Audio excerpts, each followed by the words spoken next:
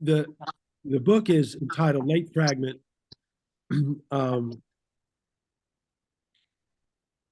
Notes on the Later Stages of Life. And how I happened to come to write it was the first book that I wrote was called Much Abides, a survival guide for aging lives. And I was going to give a talk out at Southminster. They had asked me to come, and I started to project and I started to look at the people in the audience. And it was going to be I always look forward to being in that audience because some of the people are people that I might have operated on 50 years ago or 40 years ago, or people that I'm taking care of now, and I always look forward to it. But I realized that much abides, a lot of that was the transition from career to retirement, and also the effects of normal aging on our brains. I started to think that I was going to get ready to talk to people in their mid 80s, early 90s, and that topic, it was long past them. They didn't care about that anymore. A lot of them couldn't even remember their careers, never mind care about that transition. And that started um, a place in my brain to think about what their lives were like. Um, and what is it that they look forward to? What is it that they fear? What are their hopes? Do they have enough hope to match the fears they have? And I started this process where I probably interviewed 75 people. Um, I also, everyone that was in that age group, um, everyone that was in that age group that I came in contact with, I was interviewing for the last 3 years. I was picking their brains, asking them all kinds of questions, trying to get a few of those aha moments where it would make me a little bit more savvy about what their lives were like. And in the book is it came from a much deeper and much more emotional place than my first book. And Ken and I will talk about that in a little bit. But what happened was that early on, I would interview certain people, and they seemed to have it all figured out. And it created a bias in my brain. I wasn't doing a very good job of asking the questions. And more importantly, I didn't know what the answers meant. But as I got better, I realized that as I scratched the surface of these individuals, I started to see a pattern. And I think I wrote in one sentence that all of the upside, the people that had answers and got it, each of their answers was different. All of the sort of despair was the same in each individual. And I wrote this, and I'll read this real quick and then we'll get started. But this is the end of the introduction. First, I have two aspirations of the book, for the book. First, that all involved, the children, families, colleagues, and people next door, will understand the challenges faced by my soulmates in the late stages of life. I want those aging individuals to be approached with honor for the lives they have led. I want this understanding and respect to lead to the development of strategies to ensure that the time left is dignified and, if possible, enjoyable. Second, that the individuals who are living close to the end don't give up. I want them to find new, clever ways to remain vital. They still know things we need to know. As in other times in my life, what I expected was not what I got, but what I got was far better than what I expected. I was thrown off course early when the search took me to some unexpected dark places. I worried that there would not be enough resolve, enough hope to justify the search. I have never been more wrong in my life. The more individuals I have interviewed, listened to, and befriended, the more I realized the courage, resolve, and tenacity in these individuals, the more it was more than a match for the challenges of living a long time. We're going to cover these challenges in depth and offer some soft suggestions and directions for meeting and overcoming them. But more importantly, I need your trust that I would never have started this book unless I thought I could deliver on the promise of making this late fragment of life not just tolerable, but worthy of the lives that preceded it. This will be a wild ride. Hold on. So that's where we started. So Ken, I'm going to ask you to, I've talked enough, and you're probably going to get to it with the questions more effectively than I have with just talking. Sure. Let me kind of just look back on my role in all this. I knew who you were. I didn't know you that well. I had been going through some personal family journeys with Parkinson's, so the subject was on my mind. I lost a brother-in-law at age 70 to Parkinson's, so I was thinking about aging. I was also given my age at the time when we started working together. I was just about to go out on my own and leave a formal work setting. So I came by here to talk to folks about working on the newsletter, helping write stories. And you and I sat down, and at some point there you mentioned, I'm working on this book, but I can't really get it on the train track going in the right direction. And I basically raised my hand and said, well, I'll help you. And that was about 4 years ago. And we've never really stopped since.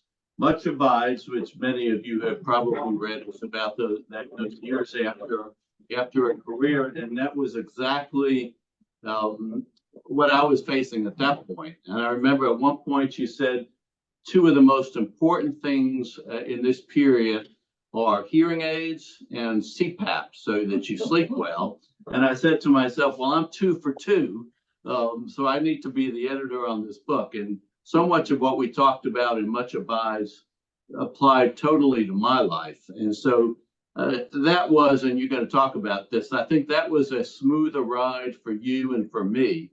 You knew what you wanted to say. You've been through this period with so many people.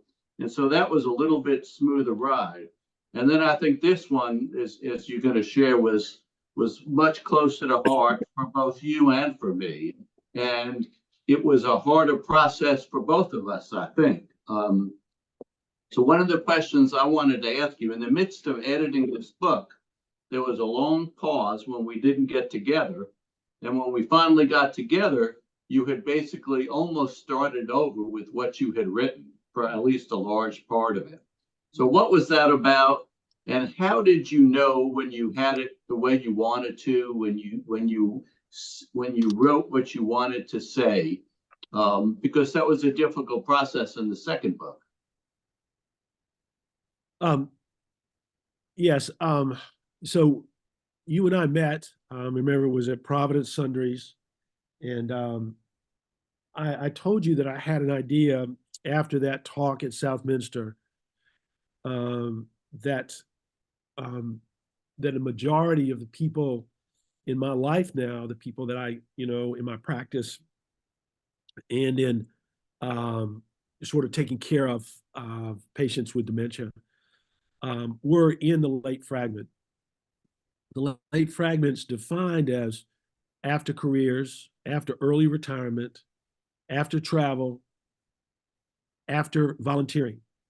And oh, by the way, the next thing in your life that's significant is going to be your own death. Now, that is an unbelievable way to start a book, okay? As Mary said at the time, it's going to be a real thigh slapper, okay? Everybody's going to get a big chuckle out of this thing. So I asked Ken, I said, you think that there's anything here? What's going to happen?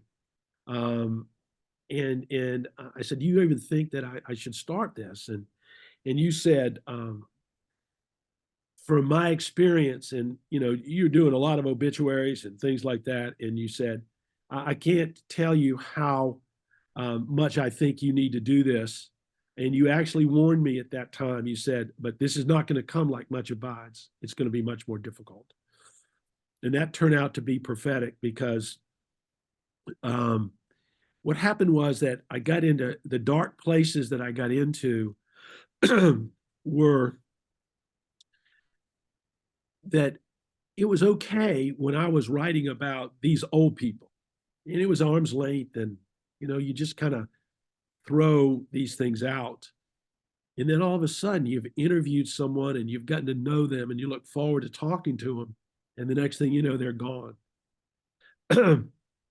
And so I had several people during this that have died in the process. And it started to click in my brain. It says, do you really want to go here now? You're going to be in this at some point in time. Do you want to, wrangle with it now, or maybe just wait to get hit by lightning before it's going to start on you? And my son, Chuck, he teaches history at Latin. He also teaches writing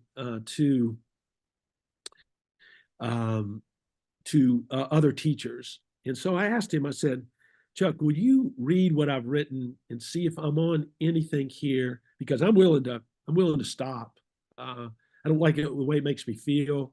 Um, and he came back, and this was at the time that when I had stopped writing, and we had that long interval. And he told me, he said, Dad, there's some really good stuff here, but you're going to have to decide whether or not you want to get into it or not. You can't be arm's length. You can't make, you're in it, okay? And it's beating you up, and you got to keep going straight on that, because that's where the book is going to come from. Because when you're talking about this interval, that's where the value comes from, of being in the late fragment and trying to make sense out of it. But if you're not in it, then you don't understand it. This book does not resonate for people who are not taking care of someone who's older, people who are not caregivers, who are not in it themselves. I just did an audiobook. It was fun. Mary did all the female voices and I did the male voices, and we had really a lot of fun with it. But those stories, I went back to the stories, and I just kind of started working through it. And finally, I got to a place where I realized that I wanted these stories to be told.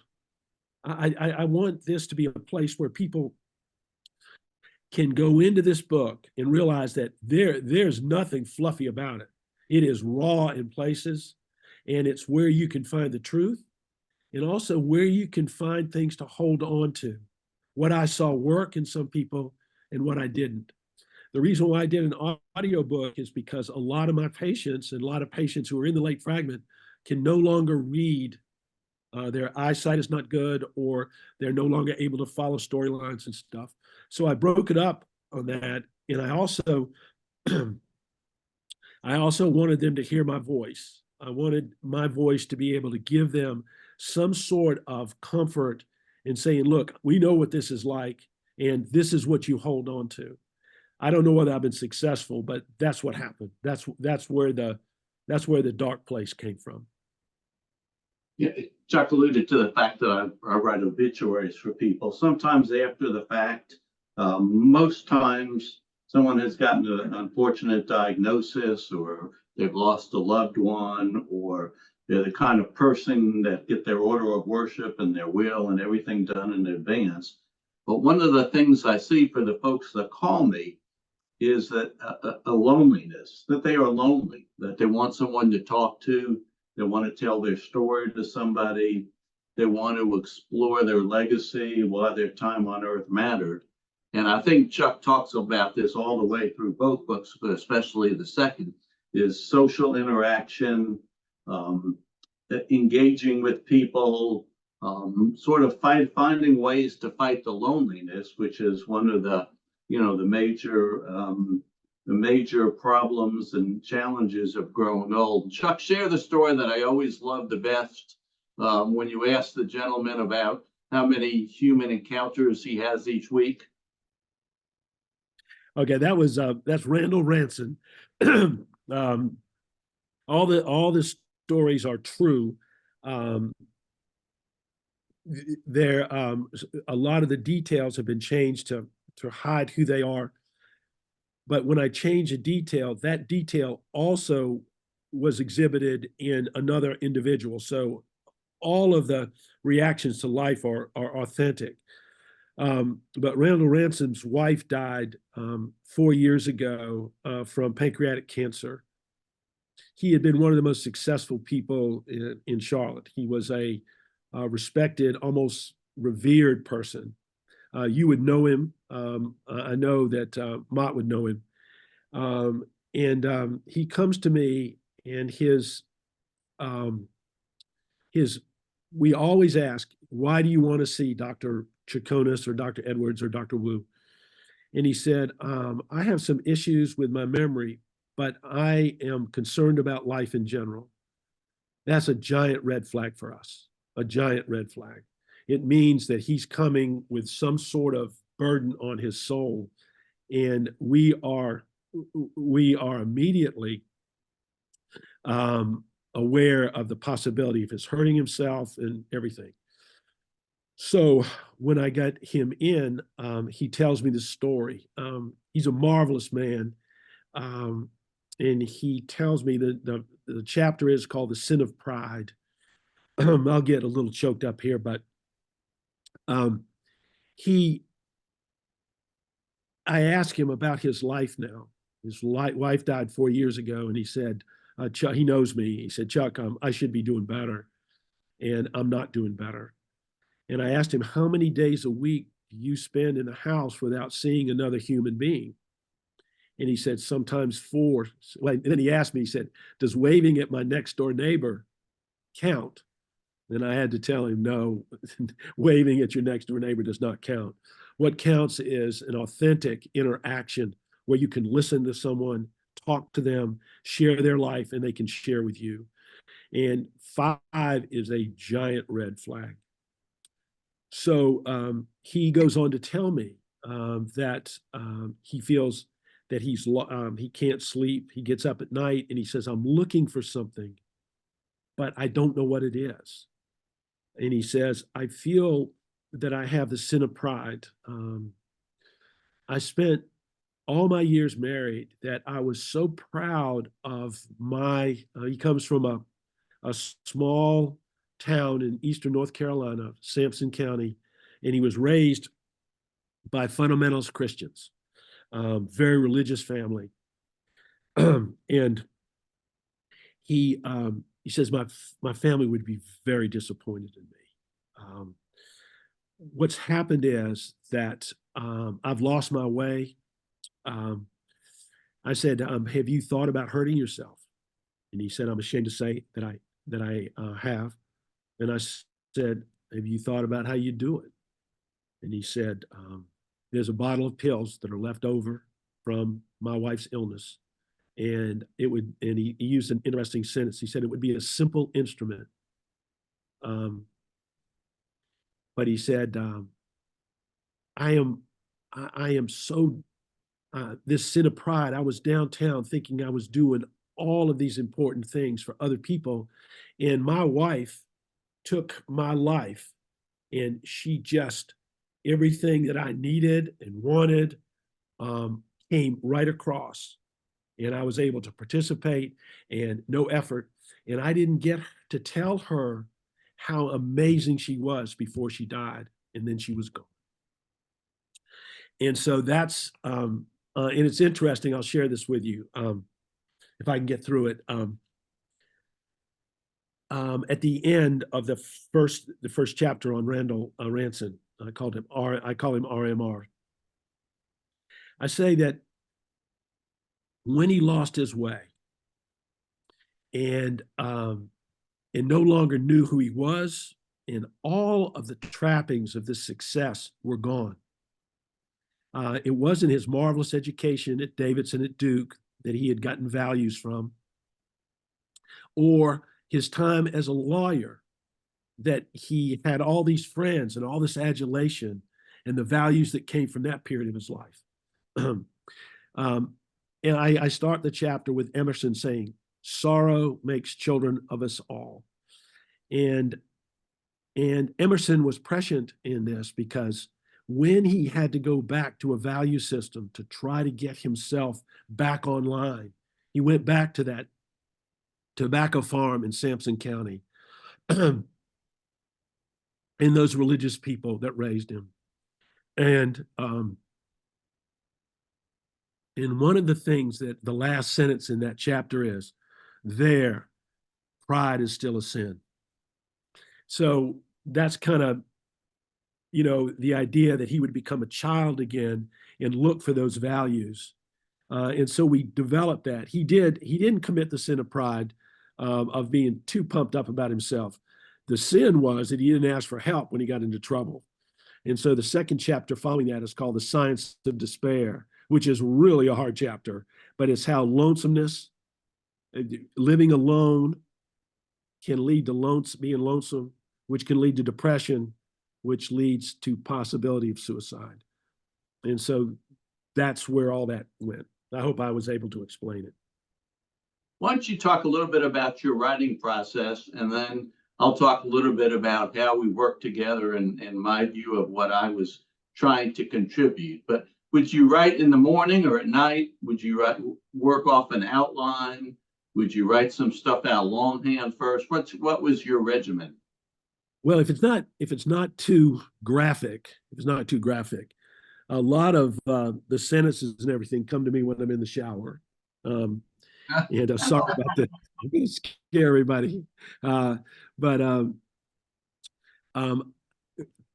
by the time that I sit down to write it, I already know what I'm going to say, and I write in spurts. I will go and I won't write anything for a week, and then all of a sudden, it's not like the muse hits me. One of the hard things was, I wrote Much Abides during COVID, and so I had time. This book came at a time when I was working almost full time, and so it was hard because one of the things that you can't do as you age is multitask. It's all in Much Abides. It's the one thing, the ability to focus and your ability to multitask goes. And so I had more trouble focusing and also not being distracted by sort of those negative elements and one of the things that I don't ever, I want to make my sentences and I want to make my paragraphs as simple as possible. I don't want to use big words. I don't want to try to make people think that I know more than I do. And the only time I really connect with the reader, at least when people tell me that, is when I've been really good at the simplicity of people's lives in connecting with them and being able to describe that simplicity. It's and I don't want anyone to ever read it and say, oh, I knew that you were writing it. That would not be a good thing. It would be that I had put my ego there and I don't want it there. But when I do get going, sometimes I can write. I love stories, as you know. I said that in Much Abides. I love the stories, and I think it comes across that I love these people that I was writing about. I know each one of them. Half of them are gone, but I know each one of them, and I'm just trying to tell a little bit about them that makes people want to know more. So when Chuck approached me to do this, I've done now about a half a dozen editing for local people's books. And these are all self-published. There's I could talk a lot about the publishing industry, but this was you publish it yourself. You get it designed, you send it off to a printer, so it's your book. So it's not a publishing house reshaping it for sale or trying to market it in a certain way. So I felt that my job was not to reshape the book or change the tone. My job was to be a listener as we talked about the book and talked about the editing, to let Chuck hear himself and then kind of put that on paper. It was to say too much science, give me more storytelling. It was to circle a paragraph and say, I don't understand that. because especially in the parts about science, it was to clean up the grammar and the punctuation so that it read smoothly. But my goal was for this to be Chuck's book and for him to be totally satisfied with it. So logistically, I think much of the first book we edited at his kitchen table until I think someone, who shall remain nameless, evicted us. So we ended up, I wrote down, we ended up different times at Providence Road Sundries, Midwood Barbecue, and Poppy's Bagels. And two of those three involved some drinking beer. Yeah, We're real good with beer. yeah, we went around town. Two of those three places involved some amount of alcohol. All three of them was amazing, and I got the Chuck's passion for hearing people's stories. He would talk to waitresses, people with cute babies. We were editing Much Abides, and we were sitting next to sort of a bunch of old guys that meet every once a week at Poppy's for bagels. It was so sort of ironic. We were writing about what these guys were doing, which is making social connections. So then he would give me a printout, and I'd edit it, and then we'd get together, and then presumably we'd finish that one and go on to the next one, unless he had another brainstorm in the shower, in which we kind of changed that graph a little. So I felt that ultimately my job was to keep him on the train track going toward the station so that we get this book finished. And we kind of set an imaginary deadline, whether it was before Christmas or before some event he was going to, just so that we'd have that in our heads that we want to get this finished by. Because if there's no deadline, I think an author, especially one who has, another work life, can kind of get distracted. So I felt I was, a listening ear, a counselor, an inspiration, and a fellow barbecue eater, or bagel eater. But there's no question. There's no question that you made the book significantly better. It's really important for someone who's writing to have someone they trust who can make observations, not get defensive. Some of the best stuff I wrote, I thought this is really good. And Ken would say, I don't get it. And I'd go, well, where the hell have you been? What do you mean you don't get it? Of course you get it. He says, I don't understand what you're trying to say here. And all that stuff would come out. Now, we did have some arguments over science. And he'd say, way too much science. I said, Ken, this is a book about science. It's about the brain and the effect of aging on the brain. He said, I need more stories. And I said, look, we got to have some science. I said, tell me about your science background. He said, well, it's kind of... That was a short discussion. He said, I flunked chemistry in high school. He said, I took all English, all history, everything. But so we would compromise. And actually, that was really good because he had to meet me on a little bit of science, but he also was warning me that his approach was closer to what the average reader would be saying, as opposed to the me writing for the average doctor, which would be really boring.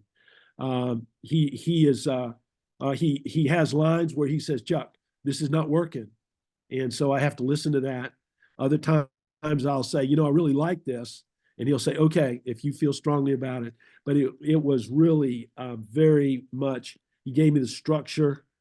I always look forward to our time together because it meant we were moving on and we were coming to some things that were coming together, and it was exciting. He would occasionally throw UVA in my face and make fun of my college education. Not occasionally, pretty much every time. He was not wrong. And his story, especially in Much Abides, his story of moving from surgery to this work that he does now is incredibly inspiring. And to me, for Much Abides, that sort of paved the way and opened the door for the rest of the book and the other stories, because his story is as powerful for people at any age, much less in the middle and later stages of life. And that story in itself is a beautiful one. And the second one, like you said, was harder. Looking back now, as you reread it or go through sections, or was there anything you wish you had changed? Are you sensing from readers and people which particular parts of the book strike a nerve in people? Well, it's interesting because each person is so different, and people that they'll come and say, this story really touched me, and it's different from each person. One of the nice things on Much Abides, I tell a story about this woman who is trying to take care of her mother. And I asked her, do you have any family members that can help you? Because she was really struggling. And I said, you have a sister. And she said, well, my sister and I are estranged. And I said, well, tell me about why you're estranged. And she said that my grandmother had a Governor Winthrop desk, which was the sort of showpiece of the entire her house. It was beautiful. It was big, and it had these glass doors, and you put books behind it. And she said, and when she started getting sick, my sister asked her if she could get the Governor Winthrop desk. Well, when she died, my sister got it, and it really made me mad. And we have never been the same since. So I don't feel like I can call her and ask her to come down and help me. And I said, well, it's her mother also. And she said, yes. And I said, well, let me get this straight. What's happened to the Governor Winthrop desk? She said, I don't think she has it anymore. I think some things happened, but she doesn't have it. And I said, well, let me get this straight. Not only did you lose the Governor Winthrop desk, but you lost your sister. I said, I don't get this. I don't get it at all. And she broke down and started crying. And so we helped her work back with her sister. But I've received 4 or 5 letters from people all over the country, one from Oregon, and I don't know how they get the book because, we don't have the ability to promote it anywhere. And she said, Doc Edwards, I just got off the phone with my sister, who I have been estranged with for several years because she got some piece of furniture or something. And I always love those letters because, at least people are getting the gist of things. What you're trying to say is that having a sister and being able to talk to her and listen to her, especially sisters and brothers, are crucial because they're the only ones that you don't have to tell them the whole story. They already know it. They know the good parts and the bad parts of your family. And to lose that source of affirmation is crippling in people's lives. Now, there are brothers and sisters where what happened is so egregious that it doesn't work and it can't work.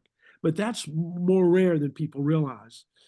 And there's one part in the book where I come out of giving a talk over at to the Queen Scholars, and a woman stops me, and she said, "Dr. Edwards, I really apologize for stopping you, but I'm too shy to ask this question." She says, "What do I do when I've tried everything to make my family work with my children?" And I take you through trying to make that work. But if it doesn't work, then how do you put a new family back together? And so, and I've had several people talk to me. So the stories hit each person in a different way. So in the course of my working with you on these 2 books, when I do obituaries for people, or when I give a talk on writing obituaries, I tell people we're not going to talk about death. We're going to talk about life and how you lived your life and what you think your time on earth mattered. And in the same way, to me, that these 2 books are not so much about aging, retirement, nearing death, to really how to get the most out of life in your final years, and also how to endure the inevitabilities that come with age. It's like you have two options: you could die, or you could live with 101 challenges. Um, and to me, I was thinking, I have one friend, a peer of mine, who's retired and dealing with depression. I have another friend, no children, a caregiver for a wife with advanced dementia, and he takes her to the ER or urgent care pretty much once a week. My wife, since we've been working together, Chuck, has lost a mother, a brother, and a brother-in-law. And her wife, her sister, is the only one left, has had strokes to the point that my wife and her can't really have coherent conversations. And, we're all dealing with something if we live long enough. And I think these two books, from end of your career till the end, offers some alternative, offers ways to live with it. And it's not so much about death, but it's about living what's left of your life. One of the things that is certain, that if we live long enough, we're going to have to deal with loss. And that loss can take on many forms. One of it is just the simple act of aging, and the affirmation from careers is taken away. And all of a sudden, like, ever since I haven't been going to the office for 2 weeks, I feel like I'm supposed to be somewhere, that there are people waiting for me, and there's some sort of event or something that I've forgotten, and it causes me tremendous anxiety. I'm looking at my phone, I'm looking at Mary saying, "What's wrong with you?" I said, "I don't know. I just felt like I was supposed to be somewhere." And she says, "You're not supposed to be anywhere." And that gives me tremendous anxiety. uh, but loss, the loss of our physical attributes, our athletic abilities, and then the loss of our parents. And then we get down to the loss of spouses, or the hardest thing probably is the loss of a child, even an adult child. There's something about that tethering to a child that, for especially mothers, is sometimes overwhelms people. And so there are three things in both books that kind of overlap. One is time, understanding where you are in time, how long you're going to live, and what are you going to do with this time. Second thing is that understanding the adjustments that you have to make in each phase of your life. Each one is different. If you think about the day that you went off to college and the person you were, think of the adjustments you made when you had to go and be in the cars of power and had a responsible job. If you were still a sophomore in college, things aren't going to go too well. So we have to make adjustments to realities, the realities of pressures, realities of loss. And the book is divided, the second book, Late Fragments, divided into three sections. One is background. Background is, what is this late fragment and who's in it? Two, the second is jeopardy. There are 4 chapters in there that jeopardy says, these are the pitfalls. These are the woes. You got to be careful. You got to pay attention here, because if you get into one of these things, an abnormal grief reaction, having unreal expectations, depression, all of the signs of despair, then you're not gonna get out of it. And then the last part is directive. And we're getting close to the end. I want to read the last. It's not a chapter, it's the very end. It's kind of an epilogue. I didn't title it. And it's called Before I Go. And then we'll stop and we'll answer any questions. Before I go. Gratitude bestows reverence, allowing us to encounter everyday epiphanies, those transcendent moments of awe that change forever how we experience life in the world. And that is from John Milton. So I write, so it comes down to this, a final moment at the end of this odyssey on aging and the human experience.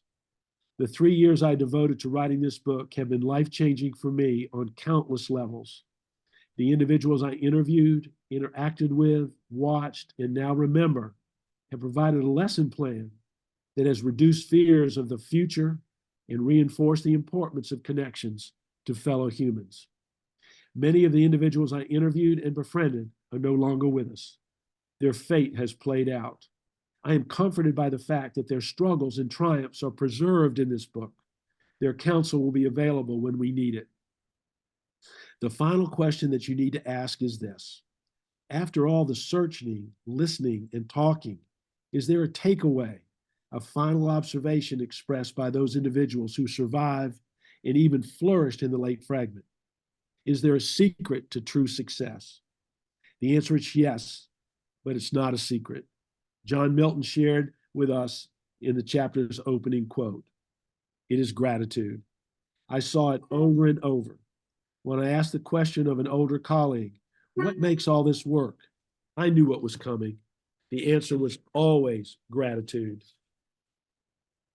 Gratitude has nothing to do with career success, financial security, or social standing. It is plainly dismissive of the trappings of ego. It has little to do with personal triumph and financial acquisitions.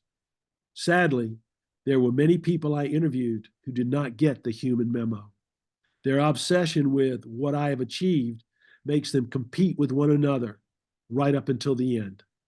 This keeps them from forming those pure attachments to other humans and the profound sense of well-being that comes from them. But those who did get it, in expressing gratitude for those pure attachments, what they were conveying was the security and joy derived from being human and being among humans, from being loved and being able to love. This became clear in the stories they told, what they valued, and what raised their spirits. They were drinking from a spring that flowed from the depths of this earthly experience. They were calm, fearless, appropriate, reverent, humility always tagged along. I entitled the last part of this book, Directive. That's the title of a magnificent poem by Robert Frost. In it, he walks us through an abandoned landscape to a hidden spring that he claims drinking from can make us whole again beyond confusion. That was my intent for this book from the beginning. I wanted to make us aware of time, how precious it is because of its eventual limit. I wanted to shock us into turning away from the details that no longer matter. I wanted to connect us to the legacy left by those who actually got it and to see the path set for those of us who will follow. For me, I have loved our time together. So I think we've hit this hard enough tonight, and Ken and I will be glad to answer any questions that you might have.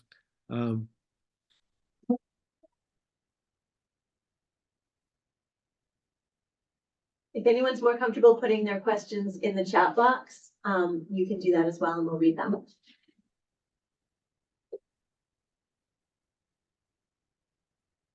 We didn't do that good job that we don't have any questions. This isn't really a question, it's just a comment. I cannot tell you how powerful this book is. And I know that you don't have a marketing engine, but I hope and pray that the book just continues to get out there in the hands. There's nothing like this. And I'm not saying that I'm an expert in this field, but I've been around a little bit, and there is nothing like this. And I just, again, I hope and pray that word of mouth, whatever energies you have to be out there, the fact that you've done the Audible, I mean, it is such a powerful book. I can't think you know. Much Abides has sold 8,000 and counting which for any book, much less a self-published book, is amazing. Tommy Tomlinson, who you all may know, as a New York City author, and he said 8,000 is hardly any books sell that much. So we did quite well with that, and it feels like the second of a two-part project, and it's just out in about a month, and we're getting the word out. It's Park Road Books. It's on Amazon. If you like the book, go on Amazon and post a review. Those are important. Even if you purchased it here. What's that? Even if you purchased it here. Yeah, absolutely. Double Yeah. Amazon. And you're absolutely right. It resonates with everyone that I run into who's read it or heard him speak, for sure. And you're looking at the marketing engine right here. No, thank you. Thank you for those kind words. So did you know Dr. Edwards, prior to this project? How well did you know him? Well, you know what? I worked at Myers Park United Methodist Church, and he saw a number had a number of patients from there, and he came and did a combined Sunday school class one morning with 100, 200 people, and that's where we met.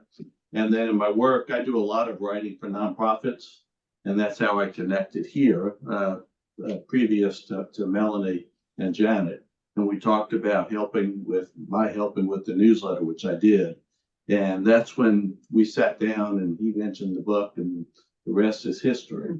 And when he wasn't insulting my college and my failing chemistry in high school, he's a pretty good guy.